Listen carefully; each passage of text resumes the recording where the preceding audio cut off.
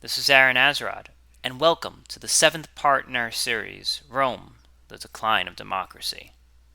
Where we last left off, the sick Emperor Caligula had just finished making a mockery of the Senate and waging war against the sea, only to be replaced by a much wiser and competent ruler, Claudius. Brett, everything ends happy with Rome and they live happily ever after, right? We're done here. The series is over. Everything's good. That's right, Aaron. That's why we all speak Latin, and that's why the Italian peninsula is the center of government and economy in the world today. Yes, That's right. exactly. Explains everything. Not quite, unfortunately. Rome. Well, we can maybe talk in a later episode about whether or not Rome gets a happy ending. And Sure. personally, if I could talk for hours about the decline of Rome and how its influence has spread across the globe to, I mean, everything, right? Like, I think of the saying, all good things must come to an end, though. yes, that's true. And and we're about to see an end to the Judeo-Claudian dynasty, the first dynastic rulers of Rome since the Tarquins, controlled the city many centuries ago. And this is a huge shift because once you're handing things down to your son or your heirs, like the last remnants of any kind of republic or democracy are just they're fully gone at this point. This is not based on merit or any of these other criteria that traditional democracies and republics base anything on. Yes, at this point, Rome does not consider itself to be a kingdom, Hmm. right? I mean, we say emperor, but they're basically kings, right? They do not consider themselves to be a kingdom. They still consider themselves to be a republic.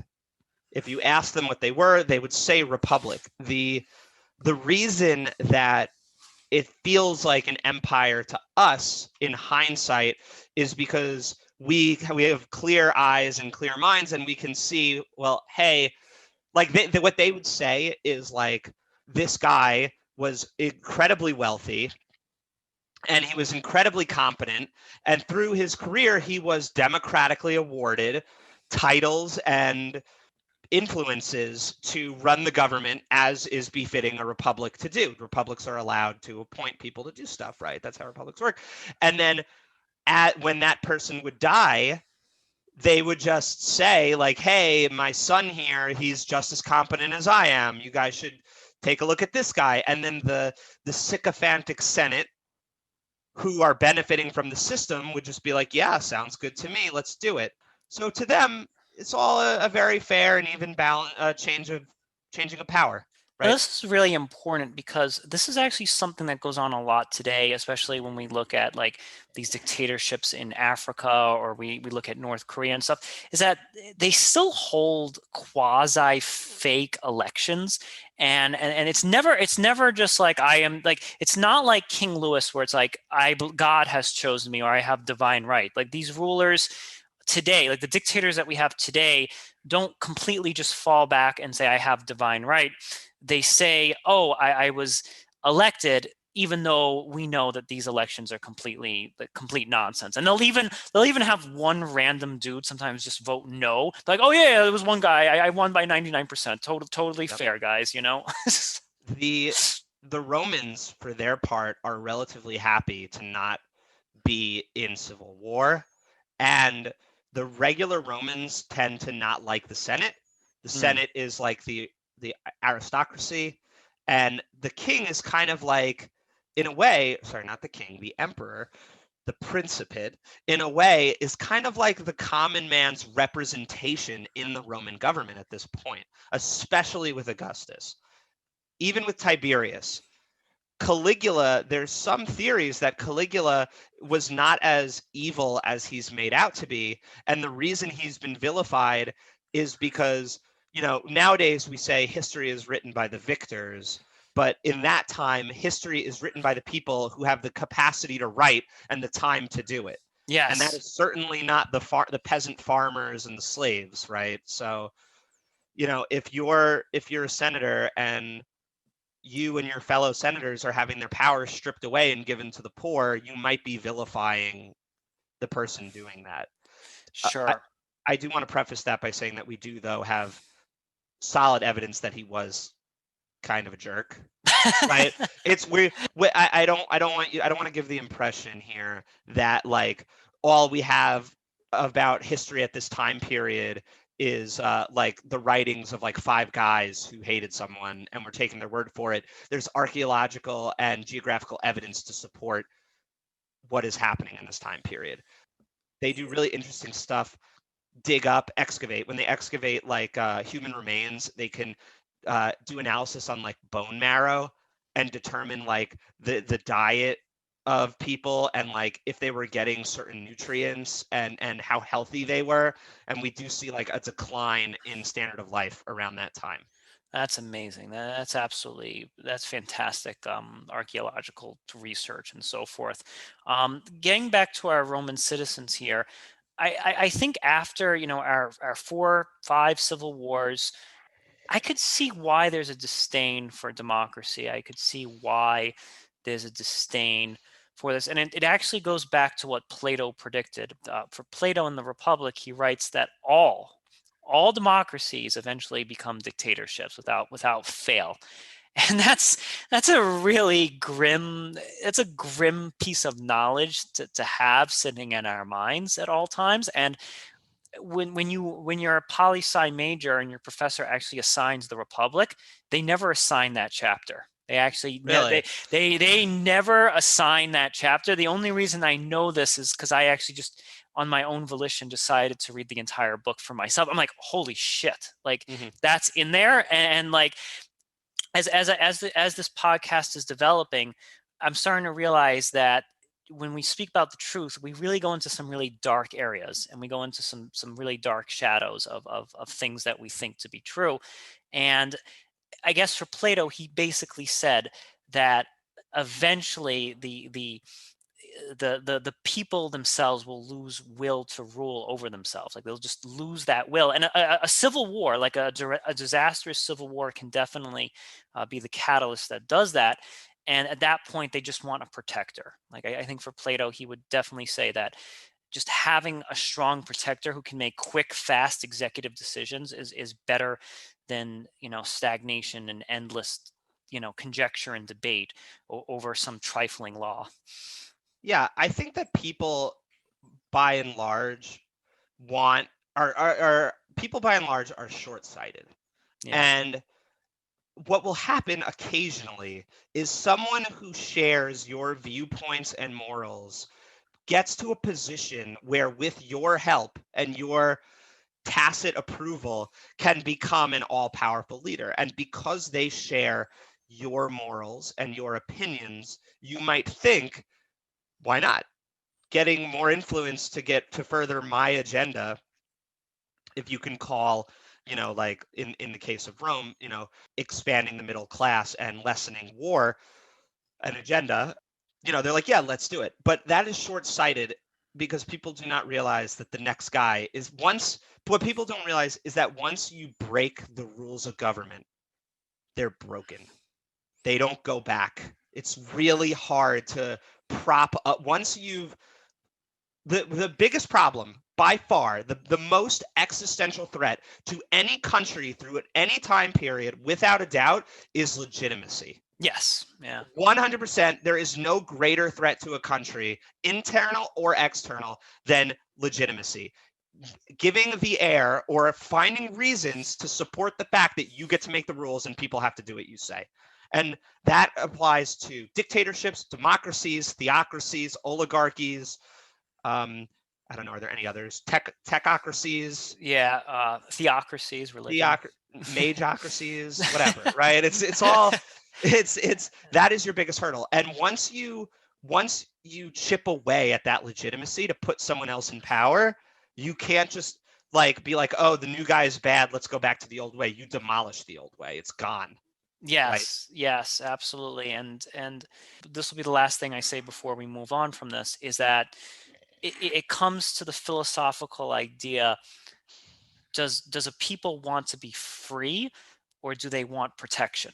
And these are Wow. like these are the two primal urges that we all have. And I think as history has shown us, people really want to be protected. Most people don't want to be free. They really just want protected. They want to know where that food is coming from. They want to know where, where, that their house is going to be stable. And we see this time and time and time again repeating itself in history. So I think Rome is probably the emblem of this. I think you saying that, what it reminds me of. You're a poli-sci major. I'm a psych major. It reminds me of. Have you ever heard of a psychologist named Maslow? Yeah, Maslow's hierarchy, sure. Yeah, you're reminding me of Maslow's hierarchy of needs, in that when everything is great, you can afford to be interested in leaders that will expand the education of your country, and like this he's a moral leader, and he brings us great joy because he's intelligent, and we can all be philosophers under him and pontificate at length on whatever things interest us from the day to day. But when things are tough and you're not at the top of that pyramid, none of that matters. And all you care about is like, this leader makes it so we don't die. Right? Yes, even us philosophers need to eat from time to time. Exactly. Exactly. One day we're going to have to, you'll have to let me do an episode on Rome. Has some very interesting philosophers. Yeah, And well, some interesting types of philosophers. There's like this kind of like homeless vagrant type of philosopher that's very common in Rome around this period, where they're kind of like the doomsday soothsayers of our time, where they like stand on street corners and then like yell at people that they're a bad person and they're not following the tenets of life properly. oh wait, that's a podcast in itself, man. Say no And then more. and then they turn around and beg them for money because they're homeless, right? It's like unreal.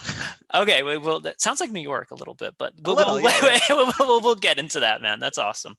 All right, so Claudius is there. He's running the ship. Everything's cool. What goes on now? So Claudius is doing a very good job. I mean, I'm gonna editorialize a little here and give some reasons why I think he's doing a good job. The most one is that he was not pampered throughout his life because of his stutter, because of his lisp, because of his limp. He's not exactly held in the highest regard, right? He has lots of abnormalities that make people kind of look the other way at him. So he's never pampered, or he is, but not quite as much as some of the other more hedonistic emperors are. The other thing is that Claudius becomes a ruler much later in life than Caligula, right? Claudius is much older. He's Caligula's uncle. So the years have wizened him a little bit. Right. Is that true in history? Like, I think of like King Louis the 16th. I think of these really young kid rulers, and I even think of Game of Thrones. You got, what was his name? Joffrey or something, like something about putting children in power. It's really, and this even happens with like child celebrities, right? Like if they become too rich and too famous, they tend to get involved in drugs and all sorts of crazy stuff. So I'm thinking that I think the founders of our country were maybe a little wide, like they maybe made a good call by making 35 the age to be president. So I'm wondering, to be a ruler, does that need like some seasoning? Do you really need me to answer that, Aaron? Yes, being a ruler requires some level of experience. Right? Yeah.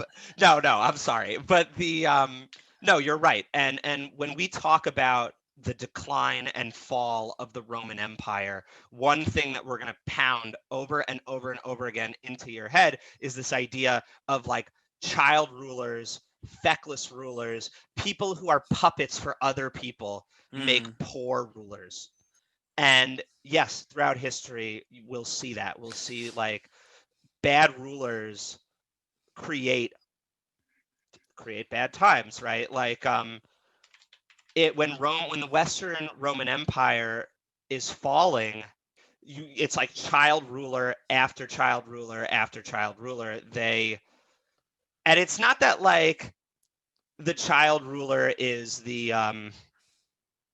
is like making bad decisions. They're not making any decisions. It's people are fighting behind the scenes to control this puppet figurehead government. Okay, right? we'll dive deep into that when we get there. But yeah, like avoid child rulers, definitely. Definitely avoid child rulers. So Claudius is older, he's seen a lot of stuff, and people haven't been all that nice to him. So I guess that's the criteria for a good ruler, I guess. Yeah, he's doing great. He's stabilizing the economy. He's annexing Britain, which is something that Julius Caesar started and didn't get to finish. So he actually has gone above and beyond things that even Julius Caesar did at this point. He's a solid ruler. He's better than people thought he was going to be. The one place that he really seems to struggle is in his love life. Okay. He does not do a good job with the ladies. He his first wife, or rather his fiance, they call off the wedding because she gets disgraced politically by like a rival faction, and he can't marry her. His first real bride, or first or second, one of his early brides, is she dies right on their wedding day. What? He ends up getting married and divorced 4 times. Jeez. He has his second to last wife. He has her, a woman named Messalina. He has her executed because she is cheating on him like a ton, and she ends up like basically cheating on him with like a rival for power Oh my at one God. point, and the inner circle fears that this is going to be a rallying point, and so they finally tell poor Claudius, who is mostly in the dark of all this, that his wife is just sleeping around doing whatever she wants, and he has her executed. Right. Jeez. Wow. Wow. That's, me, again, I'm playing armchair psychologist here, but do you think maybe he was doing such a good job ruling Rome that he didn't have time to spend with the missus there? Maybe, Yeah, maybe he just didn't maybe a care. few more picnics on Sunday would have done. I don't know. It's We need to be careful when we try to apply modern sensibilities to people who lived 2,000 years ago. Mm, So my answer to that would be like Roman women probably did not expect that kind of treatment in the first place. wow, Right? wow, It's wow. not as simple as like they didn't pay enough attention because no one was paying attention. They were doing what was proper in that era.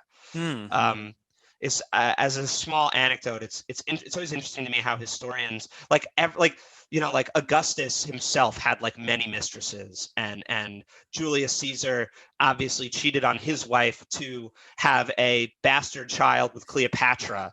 Yeah. Mark Antony, same thing, but it's usually only the women who get like branded with like sexual deviance when it's Mm. shown that they're sleeping around a lot, and you got to be careful, right? And I just fell into it by saying it because it's kind of like in the history books, but the truth is that she was not being so much more different than any of the powerful men of the time, you know.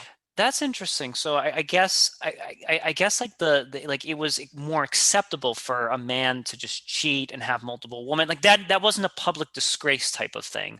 And Well, it actually makes sense because this is kind of like predating Christian thought. So like we're able to kind of like because all of these Greek gods slept around. Like Zeus slept around like there was no tomorrow. So I think that these Romans, are just basically parroting their own, their kind of reimagined versions of Jupiter and being like, yeah, our gods slept around, totally cool for me to sleep around. we're like right at the onset of Christianity during this time period. Yeah. Jesus has been dead for like about 50 years, and the Bible is like, I mean, what we know as the Bible, the King James Bible, obviously won't exist for a long time. Yeah. James isn't even a name yet, let alone a guy important enough to make a Bible. But like the proto Bible is starting to solidify, and the cult of Jesus Christ, as it's called at the time, is starting to surface. Yeah, we'll definitely get there, but it's Uh, it's important to know that like the morals and the ethics that govern Rome are very different than our Judeo-Christian values, I guess. Absolutely. Yeah. Well, actually, that is one thing to keep in mind, is that Judeo-Christian, if we just call them Judeo values definitely exist. The Jews Okay. are around. They're in Jerusalem, and they are at the moment living under the yoke of Roman rule. They're not super happy about it, but there's like a tenuous, okay. Jews and Romans go to war about 3 times throughout Rome's history. The Jews don't like living under that yoke. But I'm getting ahead of myself here. I want to say that even though it was more acceptable for men to cheat, it was still technically not acceptable for men to cheat. Augustus Caesar actually made it illegal. We didn't talk about it, but one of the negative things that he did was he tried to pass a bunch of like morality laws on the people that they were having none of, right? Like he was like, yeah, like this, coming soon to your sex life, the old decrepit ruler of your country telling you who you are and aren't allowed to sleep with. This is right? like the opposite of Moses. Like, imagine Moses came down and like, nah, like, take your laws away. We're gonna continue leading in hedonism. Yeah, so it was frowned upon for men to sleep around, just like it was frowned upon for women to sleep around. But because for the most part men had the power, you would like be like looked down upon as a man who did it. Like they would like it would be like dishonorable. Whereas if you were a woman who did it, you might actually be in like some amount of danger. Yeah. You know what I mean? There's definitely a double standard, and some might even argue somewhat of a double standard even today, to some degree. Yeah, for sure. But right, for sure. But just like today, like officially, neither side is really supposed to be doing it. Exactly. Yeah. Okay. Yeah. All right. So wife is cheating on him. He's got 4 divorces and execution, like 4 divorces and 1 execution under his belt at this point. Something like that. I think it's actually more like 2 divorces, 1 death, and 1 execution. Got it, man. Sounds like a happy romance right there. Like, yeah, this guy is he's no Casanova. After Messalina, he says, "I'm never gonna get married again. I'm done." Smart man. But obviously, that can't fly because marriage is more than just 2 people who love each other, especially in Rome, and especially in ancient times. It is an agreement. It is a political alliance, and the king needs a queen from a powerful family. Right? Wow. So Claudius has a variety of advisors around him who are advising him on who he should marry next. And the group that wins out is a group of freedmen, which are former slaves turned like bureaucrats, basically. And we'll hear more and more about the freedmen as time goes on. They play an increasingly important role in bureaucracy in Rome. But this group basically convinces him that he needs to marry his niece. His niece Agrippina. And if you think that this is unacceptable today, you would be in good company. The Romans also thought this was disgusting. All right, they got some they got some standards there. They do.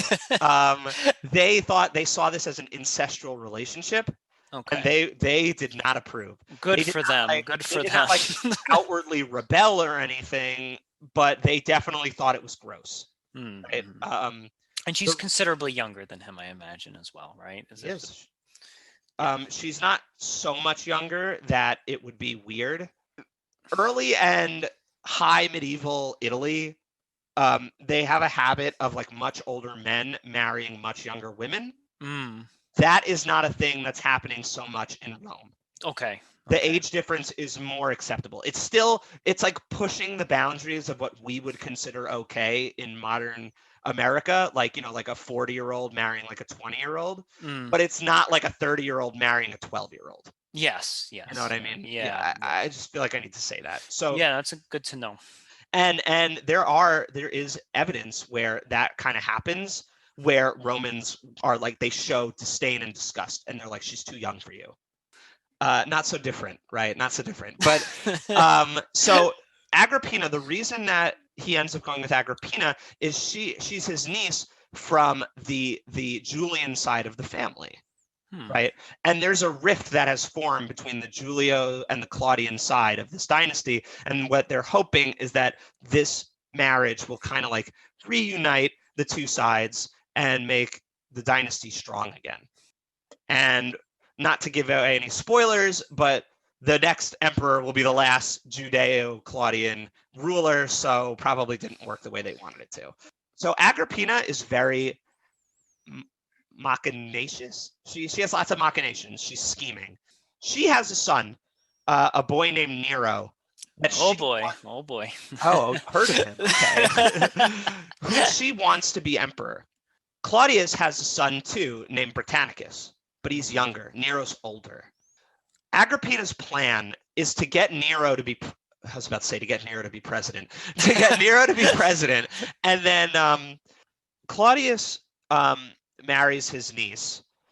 And this is, she has aspirations for power and authority. And what she wants is, because women can't hold office in any way beyond being Vessel virgins in the Temple of the Vespas, she plans to rule through her son, right? Which is not an unheard of thing to do. Where we see this in Rome and we see this in history all the time. Women of authority and power ruling through feckless men, right? Because if the man wasn't feckless, they would probably want to rule in their own right. There's plenty of examples where like a man and a woman rule jointly very well. During the Reconquista in Spain, between Ferdinand and Isabella, they ruled jointly and did a great job. Great job, horrible job, depends where your opinion on Muslims in Granada land, but they were effective. We'll say that at least.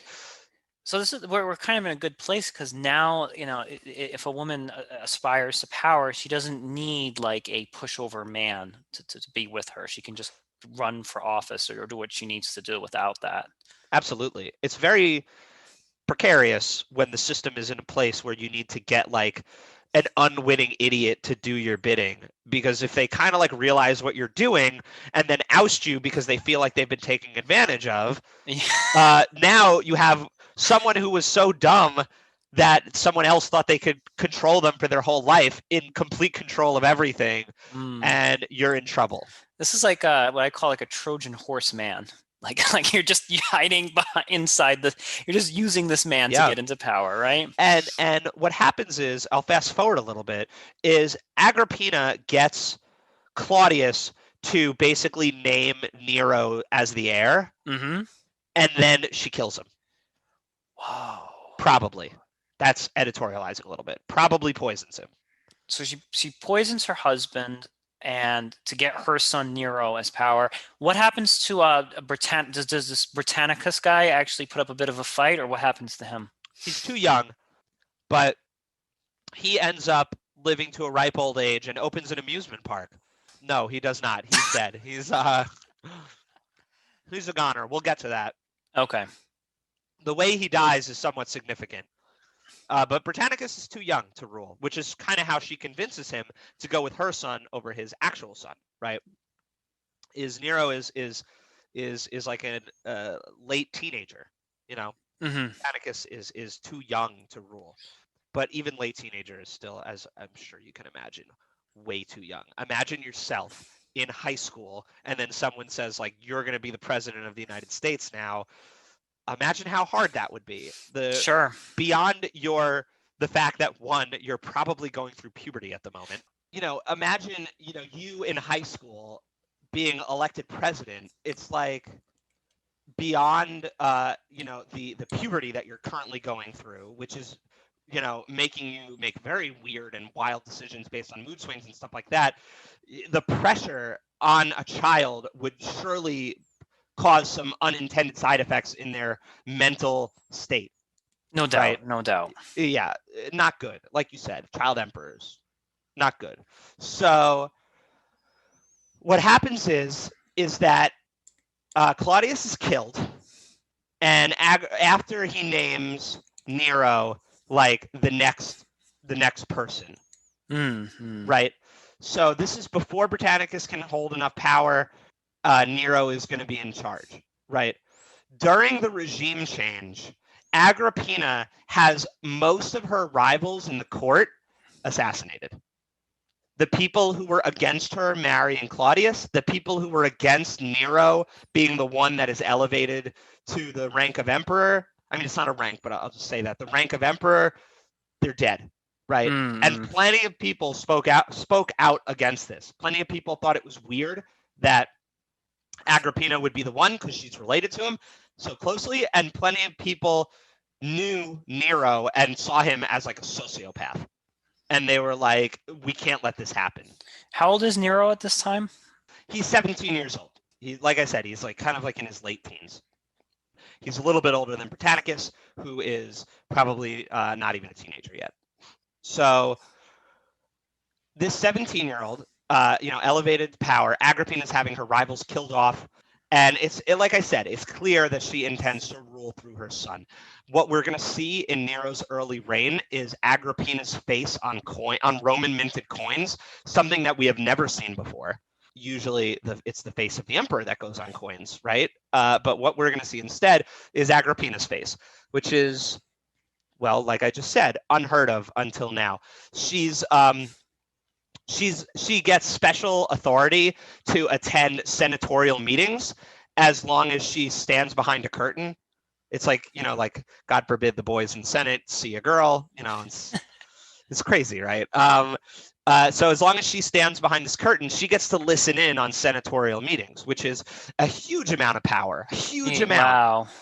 And then when she hears what she hears, and she can then make decisions and then talk to those senators after the meetings and have senators that are loyal to the regime make changes to the laws and basically get her agendas through, right?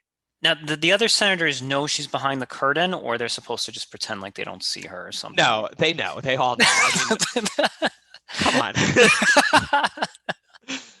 They know she's there. It's like the curtain presumably is there so they can ignore her.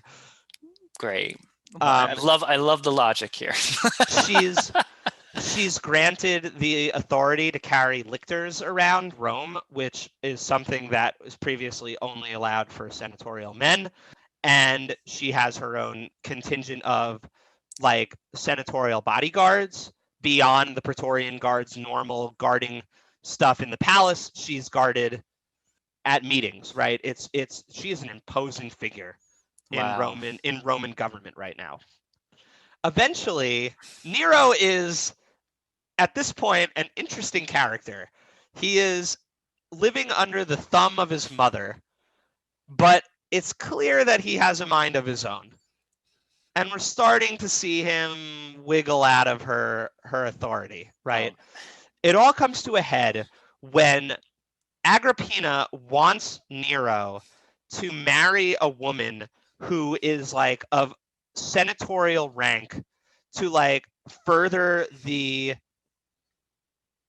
alliance, right? Like it's like I had said, it's like it's 100% a political move, which to be fair, most Roman marriages were that, right?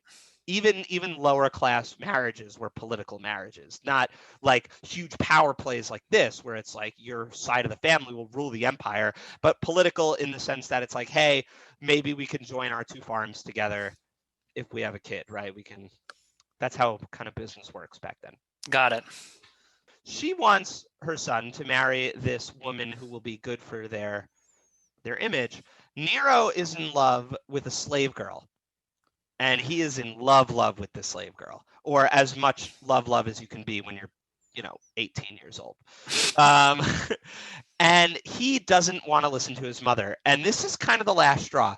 He refuses. He's like, no, I'm not marrying your girl. I'm marrying my girl because she's great and pretty. And I don't care for yours that is not as pretty. I don't care that her dad makes a lot of money. This angers Agrippina.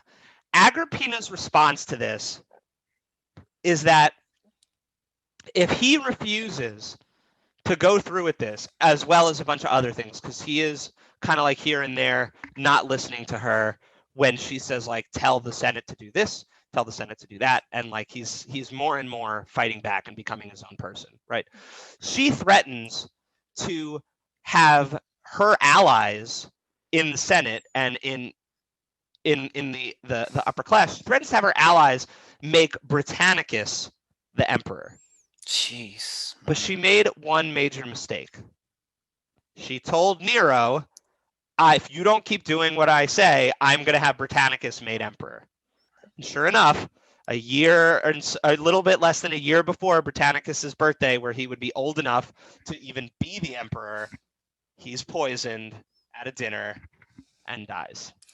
What? Wow. Wow. Wow. So this, this is like an example, and like this is something that we also kind of need to dispel a little bit here, is that, we have this idea that the love between a mom and a son is the most purest and whatever thing. But like, I think this is a great case in point where not really. Like there are moms and there are parents that will just absolutely use their kid. And then I think that she's a perfect example of this. She's like, if you're not being this like docile vessel for me to control Rome, then you're really of no use to me, son. Like you're really like, I will put this other kid in charge who's not even my biological son, so that I can still, pull the strings and so forth. And I think it's important to take note of this. I think it really, like this story actually really shakes our Western sensibilities to quite some degree.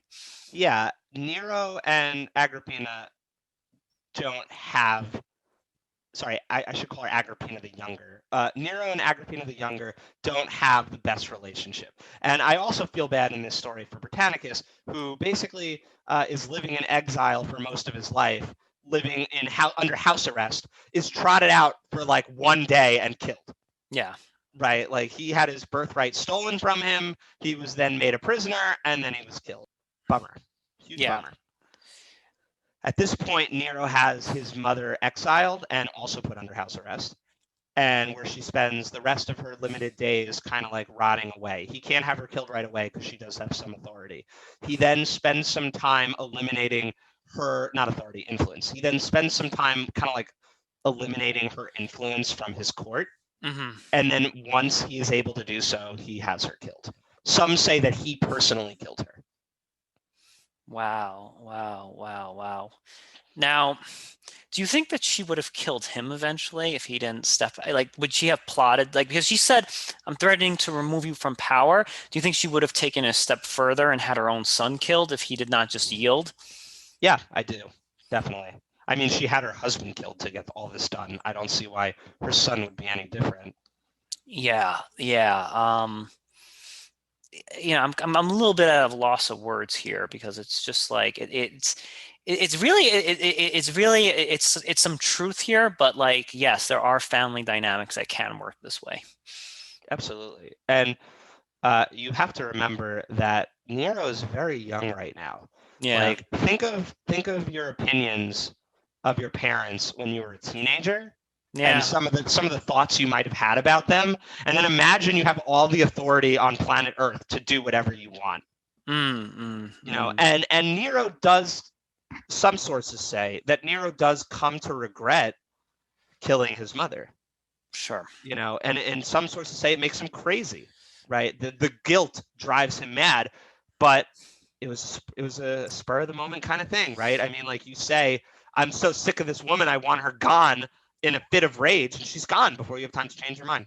The other thing, but here's like the nuance here, is that he's not pure evil, because she would have perhaps tried to have him killed. So it's almost a self-defense like move. It's not just Nero being pure evil, being like, I'm so evil, I'm going to kill my own mom for no good reason. It's kind of like, hey, if I don't move quickly, she's going to have me killed and put this other dude in charge.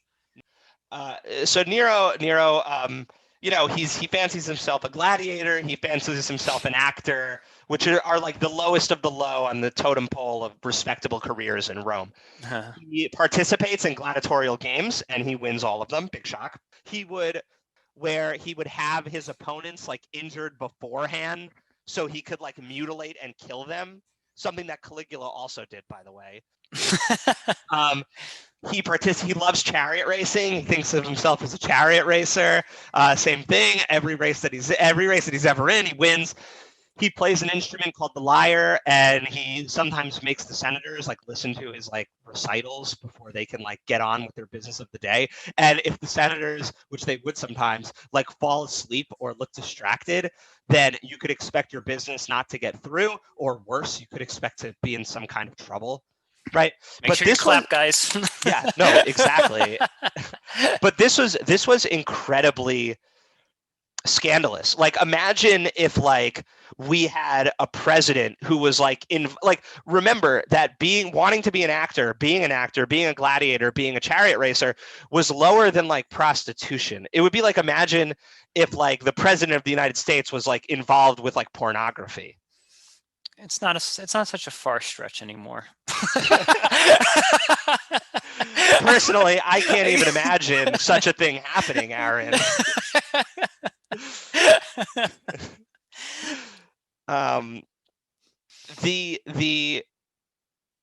The shame was palpable, right?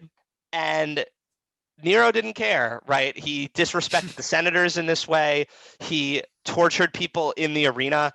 He spent all of his time and energy at these games, gambling and performing, while Rome's economy went to hell. Sure. Nero famously, he's the one who watched Rome burn. Yeah. There was the Great Roman Fire, and it's said that Nero played his lyre while the flames danced behind him, right? When it was all said and done, Nero blamed it all on the Christians and had them persecuted a lot. Fed to lions, executed, exiled. He was one of the meanest emperors to the Christians. Wow. Let's get into his psyche now. He has a messed up relationship. He like breaks the ultimate wall by having his mom killed, right? And that, in fairness to him, that probably does drive him insane. I could see something like that, because that's like the bedrock of any moral structure, is the mother and father and so forth. We've thrown that away by necessity or by insanity. We're not quite sure. And now his entire life is basically spent in deviance. He's having people killed. He's gambling, and I guarantee you, if if Nero lost a bet, well, he's not paying up, I imagine. No, I mean, that's part of the fun for them, is losing the money, and he's losing a princely sum of not just his money, but the government's money in gambling. Wow. So he's gone in there. So I think I'm trying to, again, it's hard to enter these historic figures' minds because of what we just talked about. But it seems like he has an attitude. He has a very nihilistic attitude of like, to hell with it all, right? And I think the Roman fire kind of speaks of that. Whereas he's at a point where up is down and down is up, and watching everything burn is just joy. We don't actually know that he watched everything burn. It's a historical anecdote. He probably cared somewhat, right? He probably wasn't actually there playing a musical instrument when Rome was on fire. There's no way to like kind of like verify that happened. Yeah. So all we have to go on are stories from people who hate him saying that it happened, and so Yeah. But and then again, it goes back to like the Caligula story with the declaring war on the sea and so forth. It's like it could just be his political rivals that hate him, and they're slandering him and making this stuff up. But the guy definitely, at the very least, had self-destructive tendencies, and I think he also engaged in a bit of sexual deviancy as well, right? I think he also had orgies and stuff like that. They all had orgies, but yes, he was a deviant in every sense of the word. One of their problems, Caligula too has the same problem, is that they're too young to understand that there's a difference between what people want and what people need. Mm-hmm. And the people clamor for games and festivals and bread and circuses, and Nero gives it to them. He's more than happy to give it to them. He wants people to like him. Yeah. He's not quite, I've been calling him a sociopath, but he's not quite a sociopath. He does care what people think about him to some extent. And when he throws these games, these lavish, expensive games, people love him for it. But it's not what the people need. And eventually, you get to the point where it's like you spent all the money on parties because people wanted the parties, but now people are suddenly like, hey, also we need food, we need grain. Can you please speed up the grain supply? And you can't. You spent all your money, and or you're not um, qualified to do that. Right? Like that's not. It's not a question of pressing the go faster button. There's deals to be made. There's people to talk to. There's contracts to be written out, read, and signed. And 19-year-olds not so good at that. Yeah, that makes perfect sense. So we have we've got a young person who's sort of in the party animal kind of state of development, right? And it's really a kid in the candy shop, so to speak, because he has all this power. There's no one really, at least before he had his mother, that was kind of like, like, hey, I really need, like, she was at least had a bit of pragmatism to her, and she was trying to guide him to do certain things. But now that's completely gone. And you also then have a populace that has a strong appetite for decadence, and then a strong appetite for fun, I guess. Yeah, you're correct, Aaron. I agree with you there. So in a show of like how technically it's not a kingdom, it's still a republic, the Senate eventually gets sick of Nero. Actually, I want to mention one more thing about Nero. It's believed that the number of the beast, 666, is referring to Nero because Nero's name sounds very similar in Latin to 666. Huh. And this was a way that the Christians could talk about him without, drawing the ire of the Roman guard and being, well, killed, right? Got it. They got code for him.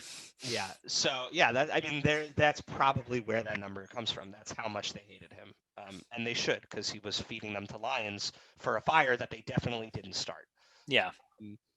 And even though we don't have evidence that Nero necessarily played a musical instrument while the city burned, what we do have evidence for is that Nero bought up a lot of that land for very cheap after it all burned down and built or tried to build a huge palatial mansion in that space. Wow. So maybe he didn't care as much as he should have, right? So eventually the Senate gets sick of his spending, gets sick of the embarrassment of having what at the time would be like worse than a prostitute ruling the country. And they have Nero declared an enemy of the state. And Nero flees the city. He tries to get away. And then at age 30, he commits suicide. He's hiding out in the home of a slave, and he hears horses nearby, and he believes the horses to be the Roman guard coming to find him and haul him back to the city to be tried and executed, and he kills himself. He ends up ruling the empire for 13 and a half years, dies at the age of 30, and his alleged last words are, what an artist the world is losing. Oh, God. Like, those are his final thoughts, right? Are like, I am such a great poet, I am such a great artist, and I feel bad for you people, frankly. Right? It's the true sex, drugs, and rock and roll lifestyle. Just yeah.